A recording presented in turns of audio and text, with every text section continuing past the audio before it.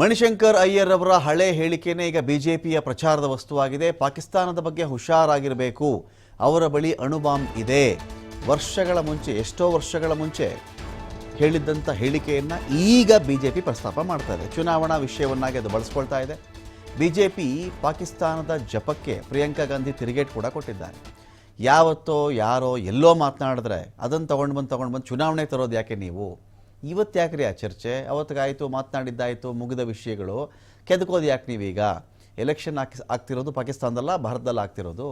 ಚುನಾವಣೆ ಪಾಕಿಸ್ತಾನದಲ್ಲಿ ನಡೀತಾ ಇದೆಯಾ, ಭಾರತದಲ್ಲಿ ನಡೀತಾ ಇದೆಯಾ? 45 ವರ್ಷದಲ್ಲಿ ಏರಿಕೆಯಾಗಿರುವ ನಿರುದ್ಯೋಗದ ಬಗ್ಗೆ ಯಾಕೆ ಚರ್ಚೆ ಇಲ್ಲ? ಕಳೆದ 45 ವರ್ಷಗಳಲ್ಲೇ ಈ ಪ್ರಮಾಣದಲ್ಲಿ ನಿರುದ್ಯೋಗ ಭಾರತದಲ್ಲಿ ಯಾವತ್ತೂ ಇರಲಿಲ್ಲ.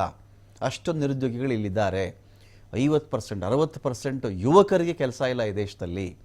82%ವರೆಗೂ ಓವರಾಲ್ ತೆಗೆದುಕೊಂಡ್ರೆ ನಾವು ಅದರಲ್ಲಿ ನಿರುದ್ಯೋಗ ಇದೆ. ಅದರಲ್ಲಿ 50-60% ಜನ ಯುವ ಶಕ್ತಿಗೇ ಕೆಲಸ ಇಲ್ಲ. ಯಾಕೆ ಚರ್ಚೆ ಮಾಡಲ್ಲ? ಇನ್ಫ್ಲೇಷನ್ ಅಥವಾ ಹಣದುಬ್ಬರದ ಪರಿಣಾಮದ ಬಗ್ಗೆ ಯಾಕೆ ಮಾತನಾಡಲ್ಲ? ಯಾಕೆ ಹಣದುಬ್ಬರ ಆಯಿತು? ಹಣ ತನ್ನ ಮೌಲ್ಯವನ್ನು ಯಾಕೆ ಕಳ್ಕೊಳ್ತು? ಡಾಲರ್ ಎದುರುಗಡೆ ಹಣ ಯಾಕೆ ನಮ್ಮ ಭಾರತದ ರೂಪಾಯಿ ಬಿದ್ದಿದೆ? ಇದರಿಂದ ಬೆಲೆ ಏರಿಕೆ ಎಷ್ಟೊಂದು ಆಗಿದೆ. ಬೆಲೆ ಏರಿಕೆ ಆಗೋದ್ರಿಂದ ಜನಗಳ ಉಳಿತಾಯ ಎಷ್ಟು ಕಡಿಮೆ ಆಗಿದೆ. ಜನ ಸೇವಿಂಗ್ಸ್ ಮಾಡಿ ಇಡೋಕ್ಕಾಗ್ತಾ ಇಲ್ಲ. ಅವ್ರ ಬಳಿ ಜಾಸ್ತಿ ಹಣ ಉಳ್ಕೊಳ್ತಾ ಇಲ್ಲ. ಯಾರಿಗೂ ಸಂಬಳ ಜಾಸ್ತಿ ಆಗಿಲ್ಲ, ಕೆಲಸಗಳೇ ಇಲ್ಲ. ಇದ್ರ ಬಗ್ಗೆ ಯಾರು ಮಾತಾಡಲ್ವಾ? ಇದೇ ಪಾಕಿಸ್ತಾನ, ಆ ಊರು ಈ ಊರು, ಇದನ್ನ ಯಾಕೆ ಚರ್ಚೆ ಮಾಡ್ತೀರಾ ಅಂತ ಕೂಡ ಪ್ರಿಯಾಂಕಾ ಪ್ರಶ್ನೆ ಮಾಡಿದ್ದಾರೆ. भारत में कि पाकिस्तान में? भारत में है तो हम पाकिस्तान की चर्चा क्यों कर रहे हैं?